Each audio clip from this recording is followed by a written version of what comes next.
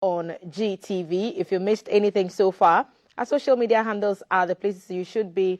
We're streaming on Facebook. We are on Instagram. You can find us on Twitter and also on TikTok.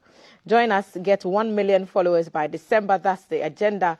And help us do this on social media. You just missed Valerie and Jay on Social Media Corner. That segment also streamed live on GTV Ghana. Our WhatsApp number is also very active, 055-5561-034. This is the headline segment.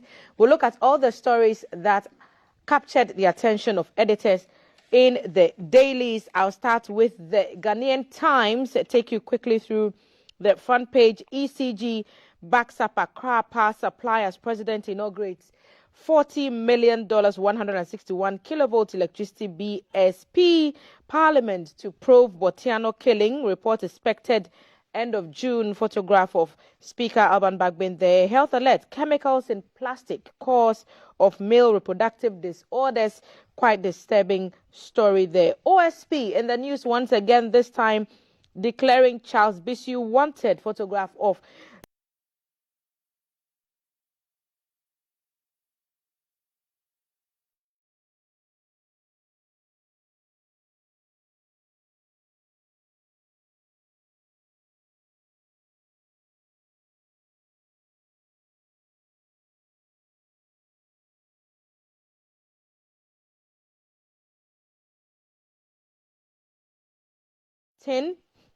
Let's consolidate constitutional democracy.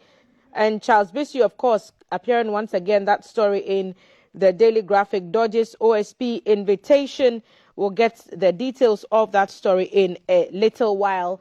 The Finder newspaper, talking about an EcoBank rewarding 53 customers in double salary promo reloaded. Some people got double their salaries. A couple of people got 4 times their salary. So EcoBank with that initiative there. Alan promised strategic partnership with private sector. Yesterday we heard one of the key aspirants for the NPP top spots, the flag bearer race, is speaking. He said a number of things. We'll get into some details. NI extends premium registration to 5 additional regions, so there are more regional capitals offering the premium service apart from Accra these days. Volta and Western in that list. Over 100 whole central NPP coordinators, polling station executives back Dr. Akoto. So the campaign heating up in the NPP camp, and Dr. Akoto facing off against Alan Chemating and others, including Vice President Mahamudu Bawumia. It's costly not to invest in energy to spur industrialization. President Akufo-Addo speaking there at yesterday's opening of that new power station for Accra. We'll get some more details of all these stories as we sit with our guests today. On the headlines, I'll start with the gentleman on my far left, Mr. Timothy Atabwadi-Awuntrim. He's a former MP for Builsa North, and he's here with Manasseh Atabwahin, government spokesperson on the economy. Gentlemen, thank you for making the time and welcome once again to the breakfast table. As we do every morning, we'd like to start with your thoughts of the day, and I'll start with Timothy. What's your thoughts of the day? What's your rant? Let me say good morning to your good self. Good morning to my younger brother. I've seen him for quite some time. Interestingly, yesterday when I was going through my phone, the name popped up. I didn't know I would meet him here. So good morning, my brother. Morning, and then good morning to your cherished viewers out there. Interesting, this morning something caught my eye on Opera News, and I was laughing all along. And it was like a banker has been caught stealing money from the IGP and a high court judge. I was wondering, how can the banker be between the devil and even the blue sea? You are stealing, what do you call it, the IGP's money, and you are stealing the high court judge's money. Can you imagine how it will play up if the police present this fellow before a court of competent jurisdiction, and especially before that judge that the money has been stolen, what is going to pass out? But I think these are the challenges when people are faced with tough economic challenges. They do these things, be it Whether stealing or not, we are here to see how the facts are unfolded. I believe that whatever it is, at the end of the day, justice would have been seen to have been done so that both the IGP and the High Court judge, whom this guy is in the court of, the normal it is said as if cockroaches have no say in the court of what? Fowls, will be given the fair hearing and trial. Beyond that, I don't want to, but I know you bring it up because you've already mentioned it on energy issue, for which we'll go into detail, because I keep saying that, you see, one of the most difficult issue that has bedeviled this government and that has often put a challenge between communicators of the government and the opposition party has been the untruthness of our leaders, the insincerity, the dishonesty with which these things are said. Because once the president who is leading the country accepts that a previous government that you took over from did ABC, the discussion becomes mute.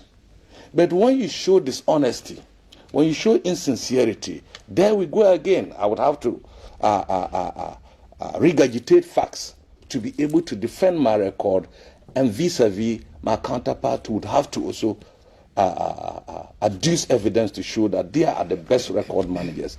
So the banter between the two major political parties in terms of defending our records is partly due to the fact that leadership has been very insincere and dishonest in trying to make a critique of the past government, where the issues are even very clear.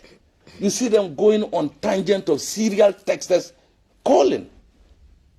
How can the president, His Excellency, for God's sake, say that Mahama is noted for doing so?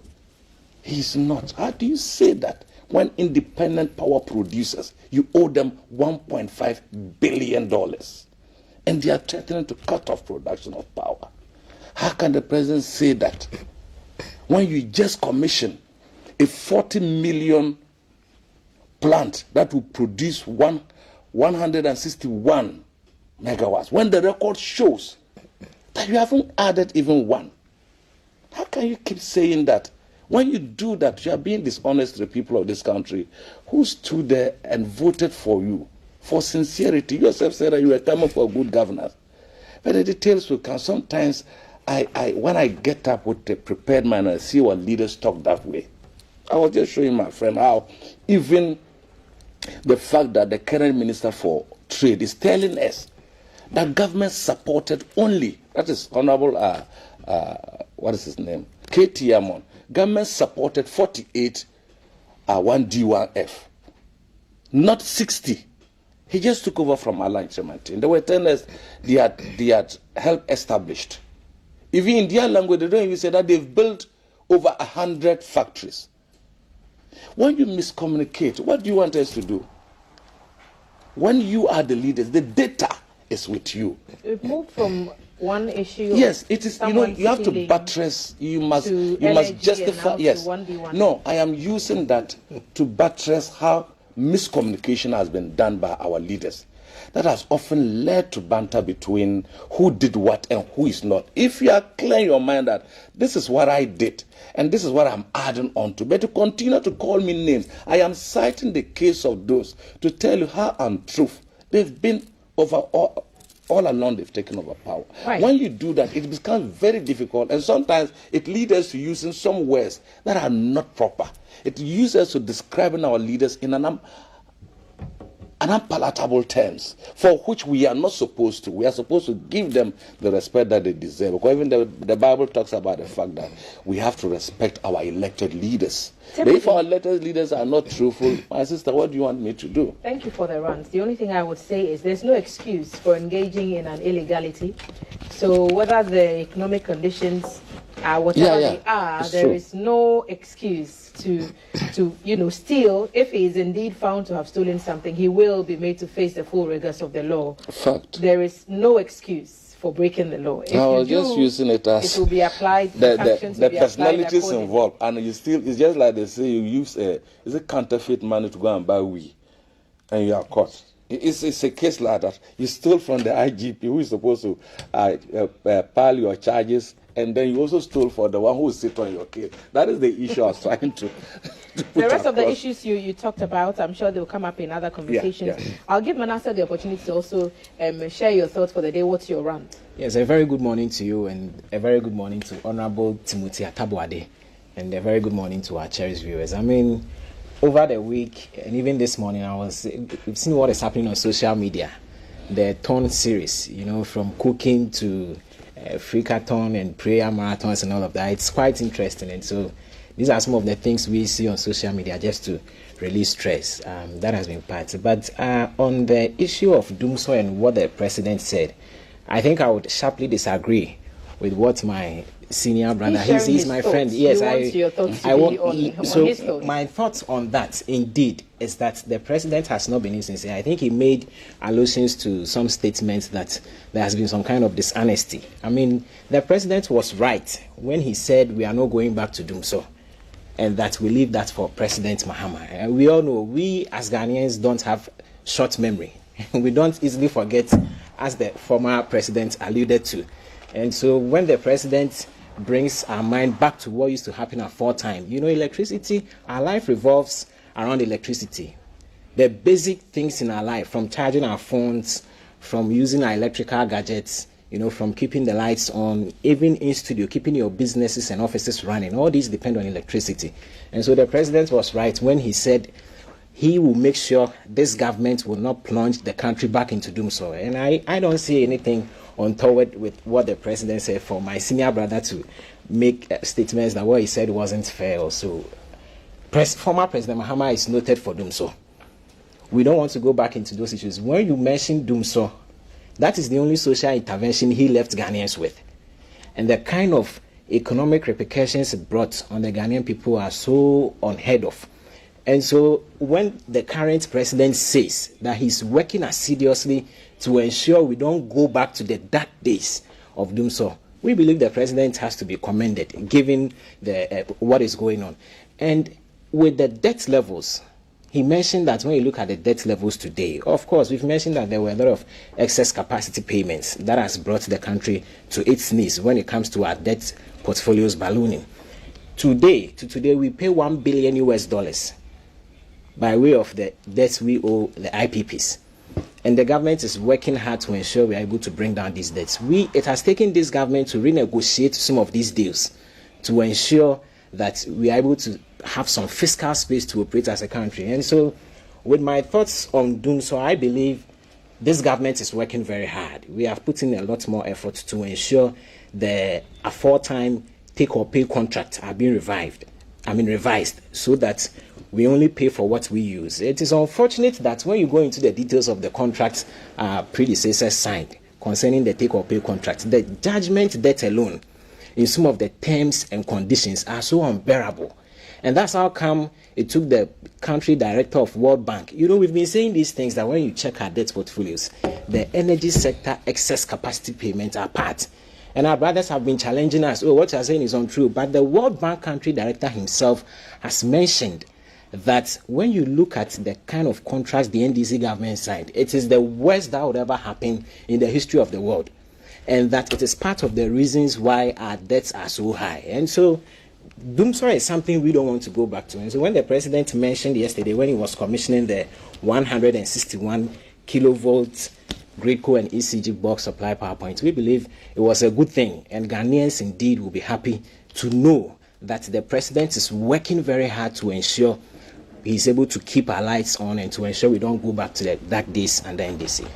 So because both of you have talked about the story, let me just update our viewers on some of the details. So the Finder newspaper talks about it. It's also banner headline on the Ghanaian Times. The Finder saying the president says a key objective of major investment in energy infrastructure is to spur industrialization. And according to him, countries seeking to industrialize in the 21st century must aspire for stable, efficient, and affordable power supply. And since electricity is no longer a luxury but a necessity in this age, the country is working assiduously to achieve universal access to electrification by 2025. President gave the assurance when he inaugurated the Accra Central Bulk Supply point, BSP at Adabraka in the Greater Accra region. $40 million is what this project cost, a Japan-funded facility through its external technical agency, the Japanese International Cooperation Agency, JICA. Other details in the story: Accra has seen an upsurge in commercial industrial activities, which has required that more power is extended to the capital city. There's the fourth major bulk power supply point in 18 months. So we are told that this is an enforcement of Ghana's determination to reduce the barest minimum, the transmission and distribution losses. It's Gridco's first ever gas insulated substation. So it is gas insulated, and Gridco is managing it. It's one of the first of this technology. The final newspaper says it's the first substation with such a technology. The Ghanaian Times also dedicated time to this story on page 11, accompanied by pictures. President inaugurating the newly constructed Accra Central Electricity Bulk Supply Point, with a firm commitment not to return the country to the era of doomsday. Inauguration of the 161 kV BSP brings to 4 the number of BSPs constructed over the last 18 months after the Pokwase, Kaswa, and the Kumasi, Kintampo, Bolgatanga 330 kV transmission lines, and funded, of course, again with the 40 million grant from the Japanese government, joint venture of Mitsubishi Corporation, Hitachi Plant Construction Limited, and others partnering to make this possible, working to ensure that we achieve universal coverage of electricity. So those are some of the facts of the case. The finder has some details, and the Ghanaian Times also has details. So Timothy, now that we are on the discussion proper, sometimes when you're on the runs, we allow you to make your point and then we get on. But when we get to the discussions, then we have cause to ask some questions. You say that the initiative by the President and the Ministry of Energy to bring on more power supply, surely you cannot say it's misplaced. You do appreciate the fact that as we become more technologically inclined, as we seek to become more industrialized, we will need more power. So where do you disagree with the general idea that we need more power? It does not matter who brings more power, the people deserve it. Yeah, but the records must be set straight so that history does not repeat itself and we will not bounce back into the doldrums where we were with our energy requirement. When we came to power, what was the energy capacity? We increased it to 5,000 megawatts for the whole country. There were challenges of Dumso, which was a legacy project that we came, but we pledged in our manifesto that we're going to resolve and solve the matter, for which we did at the time. Let me just read this. Independent power producers have rejected government proposal to restructure $1.5 billion in arrears owned by the state. The head of the group told writers on Friday, warning that non-payment could lead to a shutdown of their operations in Ghana. Now, you see, because of the issues involved in the energy sector, it is so murky. No president had the boldness, and it's very expensive to procure power. It's not a joke. It's capital expensive. And even the World Bank that he quoted is also much more interested in our energy sector. Like he talked about, the whole world is storing energy enough. If you look at the Ukraine-Russia war that they talked about as one of the nightmares that caused this thing, energy is now a big problem to the whole of Europe because they were heavily dependent on Russia to supply them. And Russia has used it as a bargaining tool to cut them off and to strengthen the argument against the invasion. Now, they brought statistics to this country. You see, Baumia brought the statistics.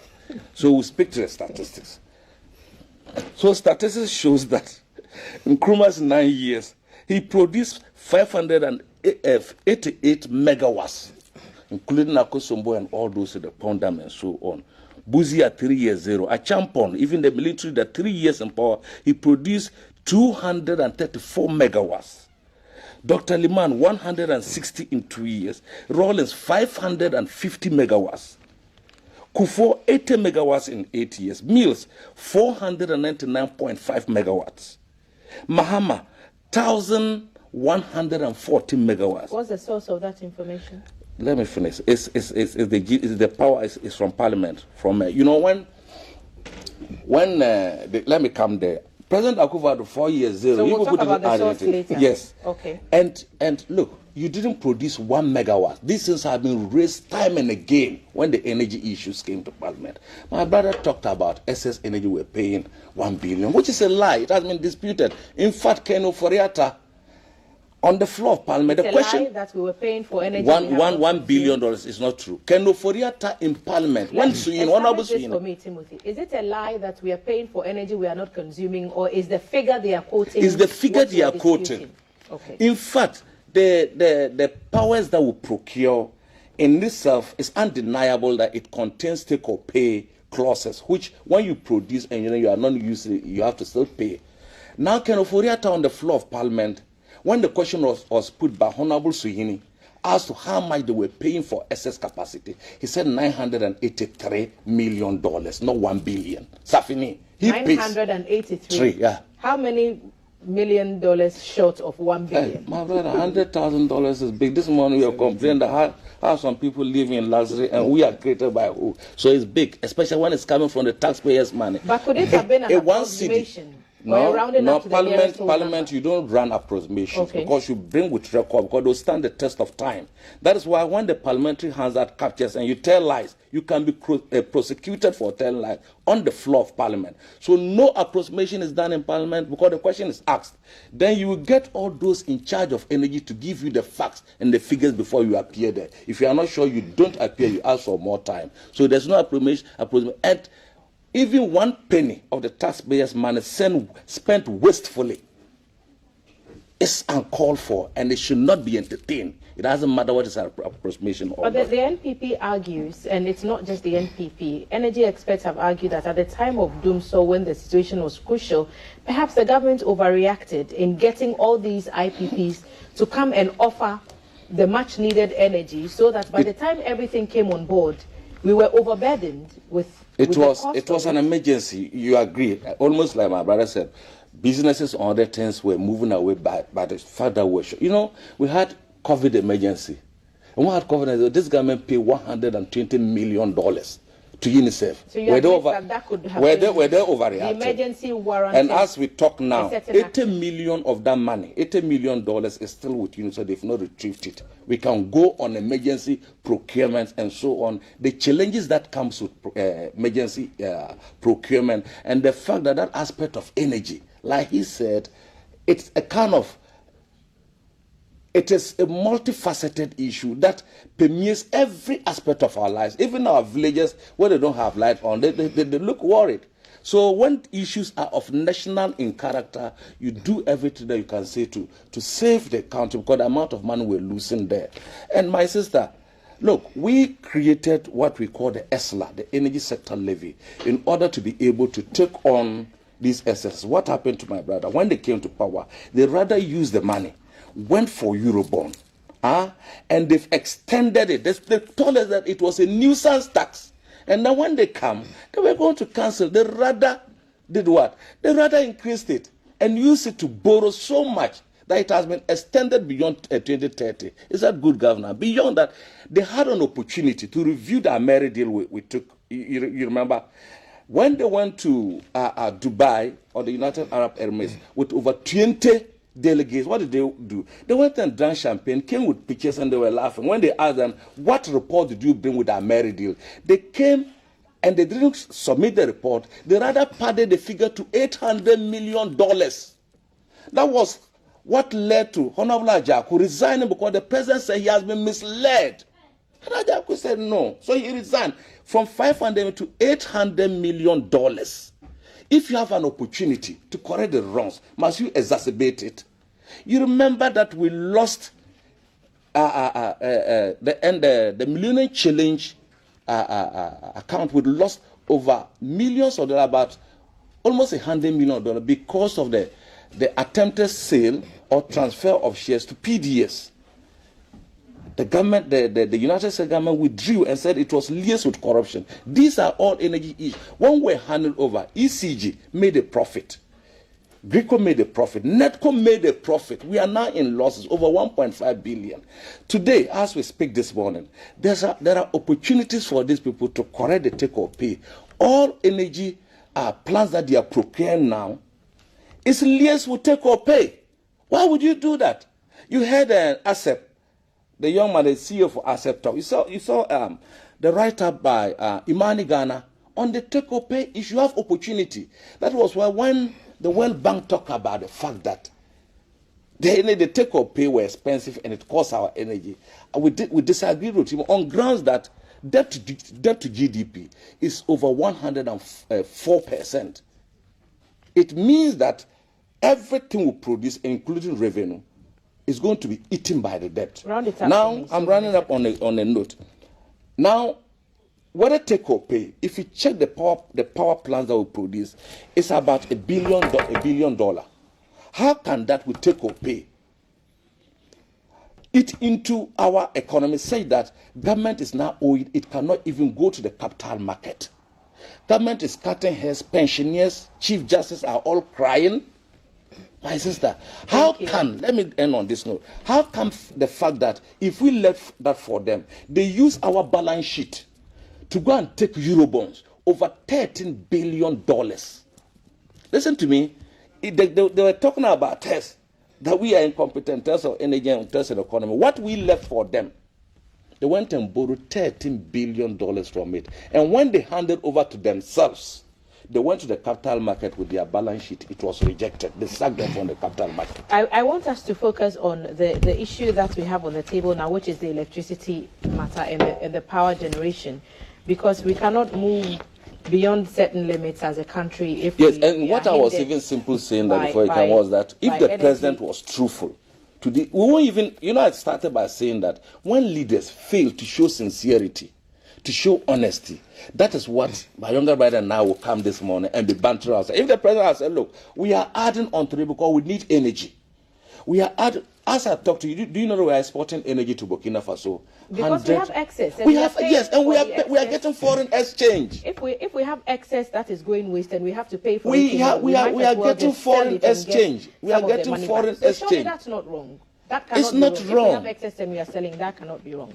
But Manasseh, the concern, I would say, to wrap it up in a word, is value for money. Yeah. Right? So I would want to think that that's where Timothy is coming from. Because of previous experiences, are we sure that whatever energy or electricity generating venture we get into is guaranteed to give us the value for our money? Yes, indeed. It certainly would guarantee us that. When you look at the newly commissioned 161 kilovolts Greco ECG bulk power supply point, it would serve Accra Central, and it will boost up the energy supply in that area. And so when it comes to value for money, I'm sure it will do a lot more on that. I mean, it is surprising that Honorable is making some allusions and assertions to some statements of which he is very much aware that the NDC left this country a lot of debt in the energy sector. And then he comes back to blame the country for government's inability to outsource funds from the international capital market because we are owing a lot. I mean, I find it difficult to believe. I find it very difficult to believe. But what government is doing with the energy sector is to ensure that, as you mentioned, we have a lot more power in country so that it will be able to serve the needs of the country. In fact, we had challenges with the excess capacity because when you look at the West Africa or the ECOWAS average, the power we were selling were very, very expensive, and so it's made it quite difficult for our neighboring countries to even buy. And that has been our problem all this while. It is refreshing to hear today that we are able to sell power to Burkina Faso and other countries. And so that is also a step in the right direction. But we cannot belabor the point that the kind of take-or-pay contracts that the past NDC government signed is costing the country today. It has saddled the country in debt because we have to raise $1 billion to pay these debts. Honorable mentioned... Crisis. And just like COVID, which it meant that we had to do things we had not done before, the NDC's argument is that in that crisis, something had to give. Perfect. And they made a decision to go with something that would bring us immediate power. even with consequences. That's true. You see, when you understand the energy sector, you'd realize that indeed, when it comes to power, it is always important to have excess. But to what point would you have the excess? When the excess are so much, to the extent that it creates a lot of problem for the government because of the cost it will leave. Even when you are out of office, that's the problem. It is good they brought in excess. There is no denying the fact. But you see, when you bring in so much excess power, and in the clauses of these contracts, you sign to the effect that if you are to cancel the take or pay contract, the kind of judgment that would saddle this country is so huge, then it becomes difficult for everybody to believe what you did. I mean, it was good they brought excess, but I tell you what, that the extent to which they brought in excess power was unnecessary. So would we it was have highly been unnecessary. better served left in Dumso, which you have said this morning is the only legacy former President Mahama left us? What I'm saying is that we had a legacy challenge with the Dumso. The NDC government, of course, brought in excess power, but the extent to which, or the volumes of the excess power they brought, is the problem. That's how come it took this government to renegotiate some of these contracts to ensure we cancel their take or pay, and we now have to take and pay with some of these IPPs. All right, so the point is that government is making sure we are able to renegotiate. It's good we are able to sell some of this power, but it is difficult to hear the NDC come back to attack government today that because of the excess power, how come our debt levels are ballooning and all that. In any case, I find the statement of the president to be very, very truthful. I would have been happy if my senior brother pointed to me what was untruthful or dishonest about what the president said when he said we are not going back to do so. You could have left it. Why did you mention the president did not. The president did not say, or he did not deny the fact that NDC brought in excess power. He did not deny the fact that today we have excess power. He said we are not going back to doom so, and that he leaves that to former President Mahama. So this is a true statement. Every Ghanaian is aware. Every Ghanaian is aware of doom so, and we can never forget the dark days of doom so and the implications it brought to this economy. I know an NDC executive who died because of doom so. And yes, honorable, he died. So he could have I'm not lying. He's an NDC executive. No, so I am first and foremost. I'm refreshing our minds to the implications doom so, but when you look at businesses that collapsed, businesses, at a point we were even told that we should limit the extent to which we charge our phones. When Ghanaians were crying, calling on the president to do something, we heard a lot of comments from our NDC brothers that you are charging your phones too much, limit that and all that. And so it is surprising today to hear the NDC bashing government. That because of our desktop, let's invite our viewers into the conversation. Our WhatsApp number 055-5561-034. What are your thoughts on the electricity situation? We've just got 161 in Accra kilovolts, a bulk supply station, and so access to electricity in Accra is expected to be greatly improved. The benefits that we are getting from this new BSP, a reduction in transmission and distribution losses, ensure high reliability of electricity supply, and ensure high level of personnel safety. And of course, JICA, the Japanese International Cooperation Agency, getting some of the credit for leading this agenda to bring better electricity supply to people in Accra. I'm going to read a few of your messages now. Lottie Jones from Esium says, Nanado, how many megawatts of power has your government added to the national grid? Left it there. Common sense should tell you that you should have enough generation of power in order to store and supply. Timothy, if you may, our viewers heard you, so now that they're speaking, let's give them ear as well. Go and switch off car power, Ameri, T3, etc., and let us see your bulk supply point if it will have power. Any future government will suffer costs. No attempt has been made by this government to increase our generation capacity. Lottie, try and keep your messages temperate so that I can read everything without having to weed out some of the bad words that you use. NDC on the block. Honorable is everywhere. I'm not quite understanding, Ajwa Stallone, what you're aiming to say. Alhaji Dauda, inauguration of Accra electricity power plant by the president is good news because energy needs of Ghana comes at a very high cost and such bottlenecks for ECG engineering are now over. Alhaji Dauda from Madina Estate. Aja, you're asking about our screen, and we'll get that resolved and we'll get back to you. Mahama has suffered in your hands for far too long. You have been given the opportunity to rule for 7 years, and your predecessor is your point of reference for anything. And any day you want to make headlines, how did you solve Dumso? How many megawatts of power have you added to the existing ones you inherited? You came and supervised an administration that has milked the country dry, according to Nana Poku from Esium. Nana Kojo joins. Mahama has been our best president in a while. He fixed Dumso and built a strong economy and a world-class infrastructure. Akufo-Addo, on the other hand, has been the worst, and he has been complaining and giving excuses and playing the blame game for 6 years. Mahama Bakojo sent us that message from Esium. And let me say here that these are the views of those who are expressing them and not the views of GBC. PK says, we have no trust in our leaders. They have failed us utterly. Looks like they come in for their personal and selfish gains. And more messages are coming in. Solar energy is the way forward, is what Jadret is saying. Solar, I think that I agree completely with that. Solar energy, renewable energy, that's where the world is heading. But that is it for the power conversation. Yesterday, in Parliament, the MP for Botiano had cause to complain to the House about happenings in his constituency. And I'll be taking that story now on page 4 of the Ghanaian Times.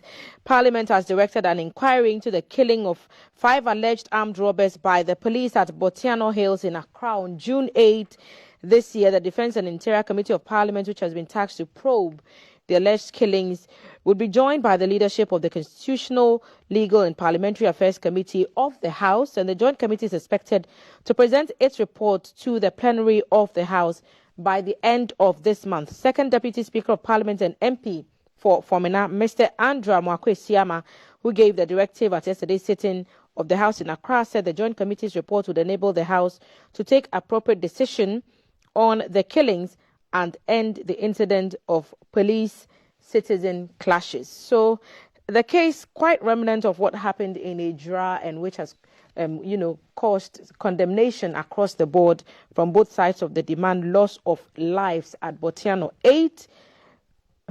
5 alleged armed robbers. Some say they were land guards. Parliament yesterday having the argument that there is a vigilantism law that should have been the basis or the focal point for the arrest and the treatment of those people who were suspected to have been engaging in those wrongdoings. Were those rules followed? And once again, we are asking ourselves, have we learned lessons now that people have died? Our security analyst Adib Sani has joined us on the line. Gentlemen, let's listen to Adib, and then we'll be back to I'll ask your input about that story. Adib, thank you for making the time to call us. Have we made any inroads? Have we made any gains in our quest to ensure better cooperation between the police and the public, especially when it comes to the handling of suspects in such situations as what happened in Botiano?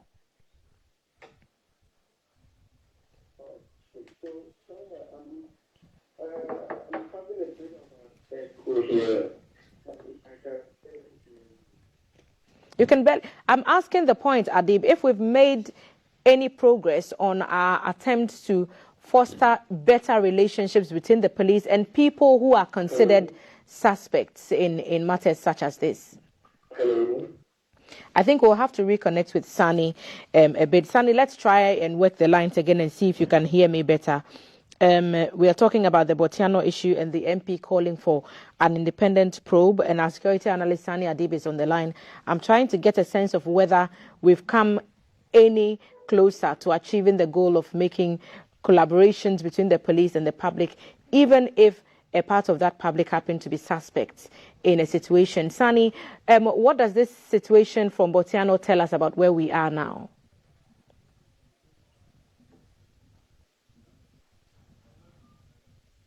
I think we've lost him there. Gentlemen, what do you make of the call, and what do you think we can do to make things better? Let's end the call and try and re-establish the connection again. I think that would serve us better because he still can't hear what I'm saying. I'll start with you, Manasseh.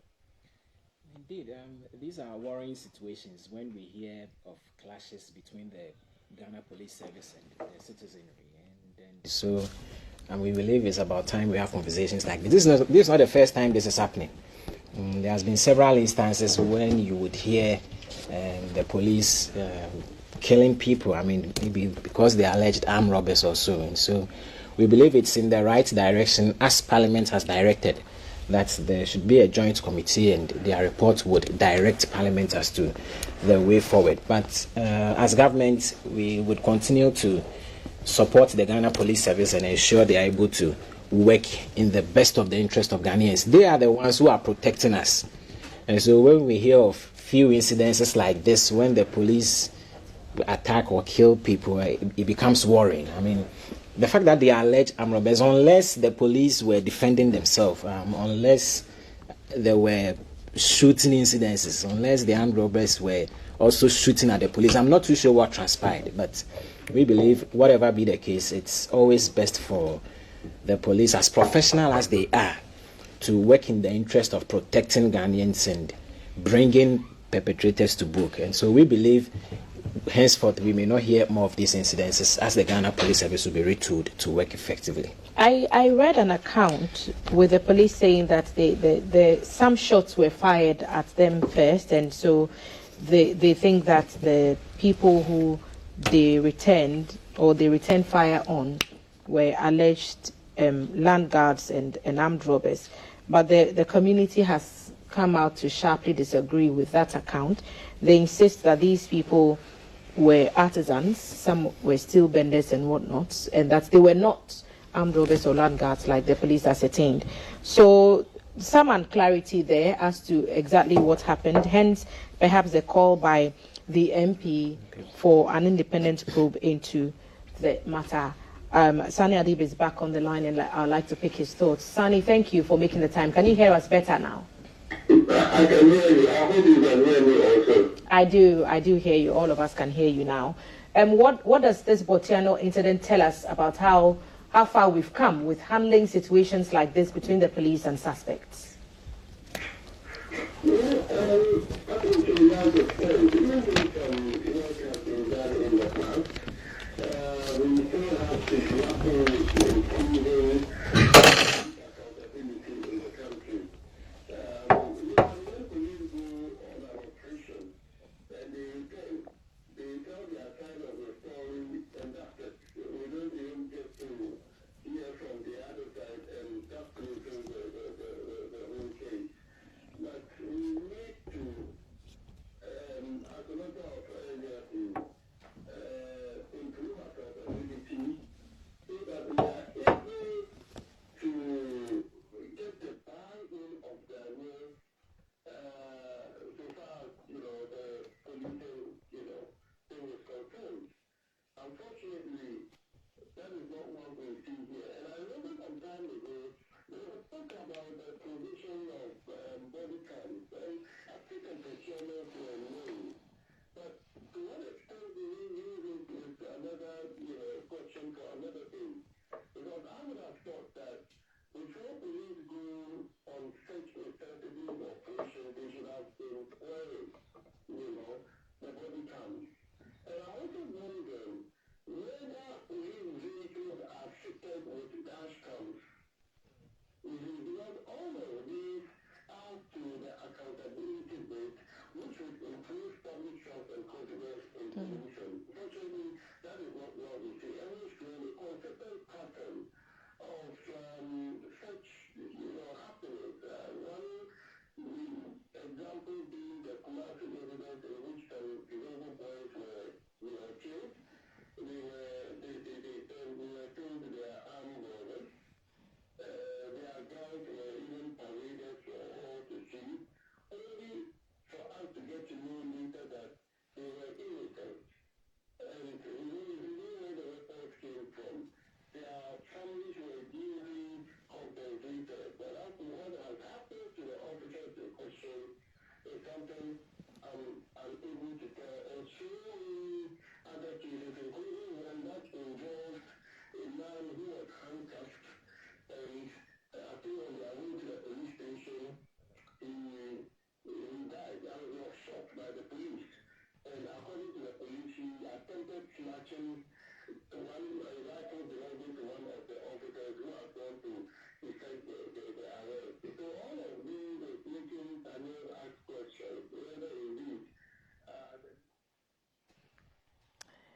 Sunny, we'll try and establish the connection again. I want to ask the question whether this parliamentary probe would be the way to go and what we should expect from a probe of this nature. You've talked about hearing the other side of the story, and so perhaps hearing from the eyewitnesses, people who were there, who can be better able to tell us or give us an account of what happened beyond what the police is telling us happened. Because, Sunny, I think if I heard you correctly, you were talking about there being two sides of the story, and then the point you made on accountability as well coming to bear here. Yesterday, the ranking member on Interior, who is the MP that comes from Timothy's constituency, Wilsa North, Mr. James Agalga, said the police had no right. They did not have the authority to shoot and kill victims, even if they were land guards.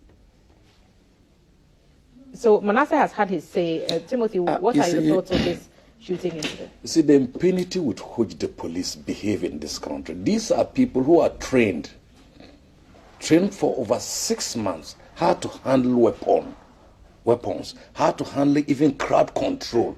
Special units have been trained, retrained, and retooled to go over these miscreants in our society. But all that training would be nothing in the face of a loaded gun pointed in your face. No, I am coming there. They are even trained as to how to handle when a loaded gun is pointed at your nose, not even at your face. They are trained. Look, they give them all the manner of training using the taxpayers' money. Then they turn out to be an albatross on law-abiding citizens. Look, I'm not even going, me, Timothy, sitting here. I've been harassed by the police on 2 occasions. One of them was that I was just coming, daytime like this, I was just coming to one of the programs. They stopped the taxi, or that I should come down. I came down, that they want to search my bag. I said, to search it for what? That they are searching for weapons. I said, I bet there are people sitting there. Why didn't you stop the whole car? One day I was with my kids Perhaps too. It's a random stop. Look, you must use discretion. So they may have. You must use discretion. Not capriciously, but with conduct, with fairness. What intelligence did they pick? One day I was going to market to buy some fruits with my kids. They stopped us, and they wanted to say, I said, you search me for what? What information do you have? Where I stay at Sakumono, when the whole place, some people are also holding guns. I said, so your information tells that when people are holding guns, that's how you go about it. Random search, fine, but you must use that discretion in fairness to what you are doing. So I am so appalled, like Habib mentioned, in Kumasi, some Zongo boys were killed, and when they were killed, you know what they did? They rather put guns on the people and claim they were armed robbers. Allegedly. Even the investigations then showed that's why government compensated the families. It's not an alleged case again. When compensation has been conducted and the victims, it was found that the police told a blatant lie. They were trigger happy. And they wanted to trigger and they've been doing that all over the country. I can tell you experiences. You mentioned the case of Ejura. Look at the embarrassment brought to government. Look at the embarrassment all the time. Ayawasu, Tichiman, you mentioned them. These are innocent citizens until they are proven guilty. So you use your training tactics to arrest them, to invite them, to do whatever that you want to do, to bring them to justice. I am not saying that if dangerous. What shows that the people who pointed the gun fired? And a ballistic expert would show that when they examine the trigger and then the barrel of the gun, they'll be able to determine where the bullet came from, no matter the angles and so on. And for me, the Ghana police is a disappointment. There are some miscreants among them. Look at how they even treat people. Even taxi drivers, motor riders, they are extorting them daylight. When you do that, you embarrass yourself, embarrass even the family you come from. What sort of human beings are we recruiting to the police? For me, they are bad nuts in all. That's why I said the miscreants amongst them. Let me cite an example. We cannot throw the baby out with the bathwater. Yes, that's why I said the miscreants around in the police. There are some police officers who are good. Recently, saw the video from the Blue Half region. A junior police officer disrespecting and publicly insulting a senior police officer. They say they will investigate the case. It's not about, excuse me, Parliament conducting the probe. Some of these reports have been there and gathering shells. They'll finally find the truth. What will they do to those police officers? They'll be let go and they'll continue to do that. We've seen police officers who have given their guns to armed robbers to go and operate and bring them. What sort of human beings are these that we are recruiting into the police service? And look at the style of recruitment. Last, I asked a senior of mine, who is a senior police officer, I said, what is happening to your police? Even in crowd control, you are trained to fire the bullet up. They are always firing directly to people. And I asked them, why do they do that? So they don't know how to fire bullets into the sky. You know what he told me? That I should check the training of those people, how they were recruited into the police. That's a senior officer who told me that. A senior officer, up to the rank of a cop. So what do? The police themselves are complaining about the recruitment. It's becoming too much. We are not saying that when criminals are there, don't go out for them. Even people will volunteer to give information. Sometimes when you give information, you become the victim. What sort of training are we giving to our people to protect us? These are people that we want to put our lives in them and can sleep soundly. So they turn back to harass us. They turn back to do all sort of manner of embarrassment. When you call them, then they say they are calling someone at the Flagstaff house. Look at the case of Nanka Bruce at the Flagstaff house. Miscreants beat a senior police officer. Clear case, even CCTV camera captured those who did that. What did they do? They rather attack the man who released the information to the public. When we do that, you remember last week when we were here, your reporter in Obuasi, I think the disturbances, talked about how his camera was seized and deleted every information from it. Why do we do that? You do that, you embarrass the government, you embarrass all of them. Police. Those were some. He said he was a mufti, so we couldn't determine. I am saying that he's a police officer because I chose to tell that he's a police officer. Well, they can only dispute that if they come with contrary view, because I know they are the people who do that. No, how would you delete? How would you delete a nation's GBC? How do you can delete? How do you do that? Delete it and then through the Manasseh, a minute to react, and then we'll go on to other issues. The Ghana Police Service really has been very professional in recent years, and we know the remarkable achievements under the able IGP today, Dr. Dampare. Indeed, there are bad nuts in every institution, and so it is not surprising we hear of these few incidences every now and then. But it is also very difficult when, as a police officer, when you have a gun pointed at you. This issue of landguardism really is troubling. I'm not too sure. Landguardism and armed robbery, they are very, very troubling, and sometimes the work of the Ghana Police Service becomes very, very difficult when they are at gunpoint and when they find these people firing guns or shots at them. But government is making sure that we are able to support the Ghana Police Service to give off their best. As we said, they are the ones protecting our lives. And so when we hear of incidences where they take our lives, it becomes very, very worrying. But we are confident in the Ghana Police Service that these are just few incidences, and going forward, we believe they'll be able to manage situations like this so that we would not hear more of these incidences anymore.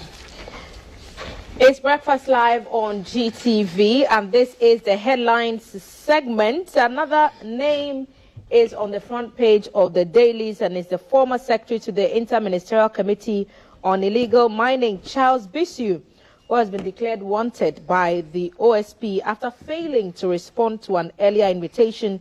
The invitation was in relation to an ongoing investigation into suspected corruption on the part of the dissolved IMCIM. The OSP regarded Mr. Bisu's failure to honor the invitation as a significant obstruction to the investigation, hence the decision to declare him wanted. It will be recalled that Mr. Bisu recently filed a writ at the High Court in Accra to stop the OSP from prosecuting him. Just as a bit of background, the Daily Graphic, the story on page 16, says in December 2022, Mr. Bisu initiated legal proceedings by issuing a writ of summons and statement of claim against the OSP and two others after the OSP had announced the conclusion of investigations into corruption allegations made by Tiger IPI and ANAS against him. However, in January this year, he amended the writ and filed an injunction to restrain the OSP from further investigating and prosecuting him. Mr. Bisu had 2 separate cases before the OSP.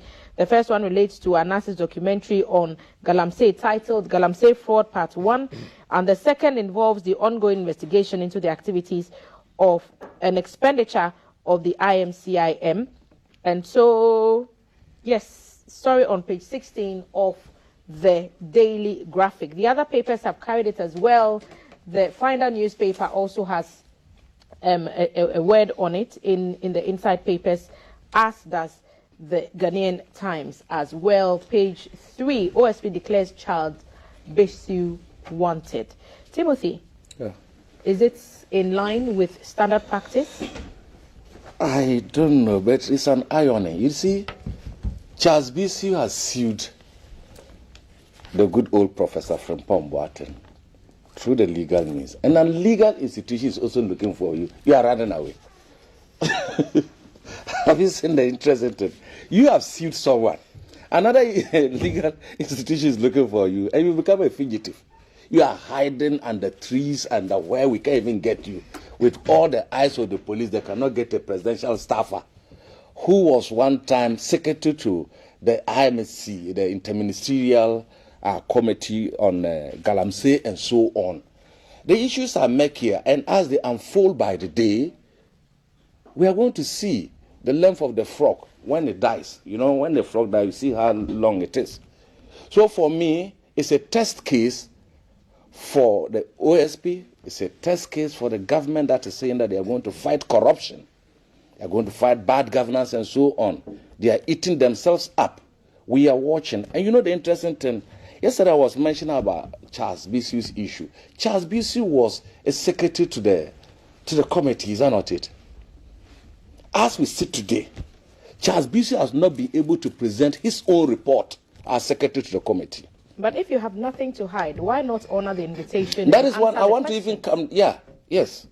Charles Bisu, as we sit this morning, has not even written his own report as secretary to the committee to the president. It took the good old professor to write his own report. And when he wrote his report, you are poo-pooing it, you are rejecting it, you are claiming that the substance in the case has maligned you, you have gone ahead to see him and so on. Where is your report, Charles Bisu? We demand to know your report, because a secretary to a committee that has been appointed by the president, even if it is one day, you write one day report there.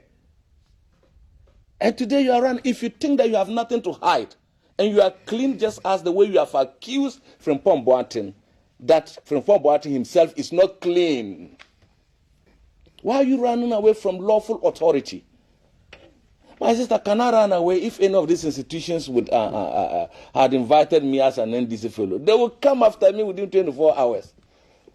Is it a case of just trying to equalize and say, you see, the OSP is not selective in their application of due process to people mentioned in the report, and even the good old professor and so on? Why can't Charles Bisu walk there with the lawyer and say, here I am, you call me, I've come. What are your charges? I'm prepared to answer them, just like the Frimpong Boateng did. And Frimpong Boateng said that he's waiting for them for their suits to come. We are going to hear more things. He should honor it. In my case, I worked with Chirac as an investigator for 10 years. We have the power to subpoena.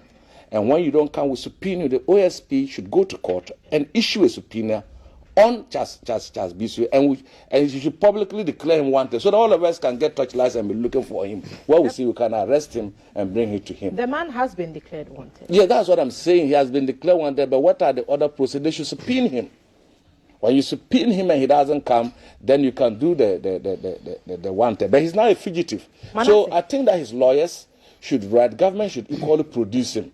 Because government has a lot of data on Charles Bisu, and they are tracking him. There was one time a presidential staffer. You know where Charles Bisu is, and can you provide him? No, please, I don't know where he is. I don't know. My brother doesn't want to go there. Issues of the OSP and Charles Bisu clearly has pinpoints to state institution working, and government is supporting the OSP to work. Government is making sure it's able to work on its mandate to fight corruption and corruption-related issues and activities. I listened to Charles Bisu yesterday, and he made some assertions that he's not running away, and that he will avail himself to the OSP. Does he have anything At his to own hide? time. Yeah, that's what he said, that he will avail himself. And so I think what he said was highly commendable, and all of us are looking forward to him appearing to the... It's commendable that commendable. he's been invited. Timothy, if I may, he's been invited and he's declined the invitation, forcing the OSP to now say he's a wanted man. Yes, indeed, he was invited. And aforetime, he had secured a High Court injunction to prevent the OSP from prosecuting him. And because he didn't honor the invitation of the OSP had to declare him wanted. And for him to grant interview and say that he would avail himself, I think it's quite okay. And we are looking forward to him going there so that whatever investigations or questions that will be leveled against him, he'll be able to help to assist with the investigation. And so that's what we are all looking for. Other stories trending on the newspapers, and you can catch up on all those throughout the day. We've talked about the electricity matter. We've talked about the Botiano issue, and we've also discussed the OSP's issuing of that wanted statement for Charles Bisu. We just want you to know that all the stories are available in the newspapers and on online platforms. The 10 million Ghana card holders without TIN numbers, story on page 16 of the Daily Graphic. Stalled road projects pose danger, commuters and motorists call for help. Yesterday, GBC News was at the Abosokai area where there was massive traffic because of some of the stalled road projects. Today, in the Daily Graphic is talking to us about the Nungwa Junction Mall project, which is also causing some delays in there. The campaign season heating up for the NPP, and the Finder newspaper talking about Alan Cash and Dr. Akoto's campaign and how it's going. Remember that vetting of the nominees will begin in a matter of weeks. All these stories are in the papers. Gentlemen, I'll give you the opportunity to make your last submissions before we rise for today, whether it's on the Ghana cards, whether it's on NCC urging citizens to stand during the national anthem. Yesterday, I had a conversation with some friends of mine just about that anytime you hear the national anthem, you're supposed to stand as a sign of respect. I know that people have their own misgivings about that, but that's what the NCC is urging. Health alert: chemicals in plastic cause of male reproductive disorders. I know the men will be quite big on that. And like I said, Alan Chamating and Dr. Akoto making some inroads in the campaign for the flag bearership position of the NPP. Timothy and Manasseh will make their final submissions before we rise. Tim? Yeah, two issues. One on the national anthem. In fact, one work is wherever you hear the national, you are told to stand. Even if you were sweeping, you stop and then stand there. It's a national, what do you call it? Anthem that, in fact, when it's being sung and wherever you are, you hear it, you feel it in your bones, in your spirit, and in your soul. So you respect, you give respect. Whom do you want to respect your national anthem if you don't respect it? Can Burkina Faso people respect us or respect our national anthem? No, we must do that. But you see, I think the president was a little taken away or carried away. For me, I thought that the president could have even sat down after the anthem and then send one of his aides to go and inquire from the chief what was wrong. That when the national anthem was being sung, he never stood up, and the chief has not been caught in that in a kind of seem to be disobeying national orders and so on. He could be sick. It could be that when you stand, and sometimes you are sick, but because the president is coming, you are forced to leave your home and then come and then show respect to the president and so on. So I think that issue was a little uncalled for, and I've seen that they've written a letter of apology, and so I think it should be accepted, and then we'll move forward. Henceforth, it's a lesson to all of us. I remember during the PNDC era, you remember John Ndeburi of blessed memory. When the anthem was being sung, you know how he is. He's an interesting character. He sat down when Rollins was there, and it wasn't a light issue for him at all. But back to Alan's case, you see, I've heard Alan yesterday. He talked about the fact that there was no need for us to go to IMF, and that if he becomes the flag bearer, he would ensure that the issue of IMF become a thing of the past. He mentioned that. He equally mentioned that the issue of cocoa syndicated loans, when he becomes the flag bearer and eventually wins, it becomes a thing of the past. Yes, we agree with him. But the issue is this: you were in government, you were part of cabinet, and so on. When decisions were being taken, what was your stand? As I talked to you this morning, my sister, Cocoa Board owns 14 billion Ghana cedis. How did that happen? When every year we syndicate the loans and then we come to pay. How is that Cocoa Board is going? I've heard persons before they assume power make certain assertions only to come into power and to come into the benefit of extra information and find need to perhaps disagree with their own earlier pronouncements. Yeah, so humility shows that when you come and find information contrary to that, you apologize to the people and eat a humble pie. When you do that, the people will build trust in you. Okay, and I need they'll to say give that this Manasseh fellow, his 2 minutes. you understand. As his final comments. Manasseh. Yes, well, on the OSP, I would say that the OSP indeed is not targeting anyone. The OSP doesn't consecrate individuals as saints, because from where they sit, they are supposed to work. They consider Ghanaians equally, and so whether you're a professor, whether you've been in government before, whether you've been out of government, once there are allegations of corruption being leveled against you, the OSP would certainly engage with you to see how it will be able to bring finality to those issues. And back on our earlier discussion on the DUMSO, I want to reiterate that it is not true that the NDC solved DUMSO. I think Honorable made that statement. Ghanaians are aware and Ghanaians know that the NDC did not solve DUMSO. It took this government to bring finality to the problems we have, and we are having to pay for the debts the NDC has saddled us with the excess capacity payment. And so going forward, government will ensure we are able to renegotiate most of these deals to ensure as a country we'll be able to have some fiscal space to operate very well. Thank you, gentlemen, for making the time. Other stories you can follow in the newspapers. The EC is educating people, the general public. You cannot transfer your vote in a by-election. Details in the Daily Graphic, page 17. So the upcoming by-election in Asin North, you cannot transfer your vote in a by-election. Get the details in that story and read. And remember also that the NIA has extended the premium registration to 5 additional regions. And so apart from Accra, you would have the opportunity to do the premium service in Ashanti, Eastern and Western regions.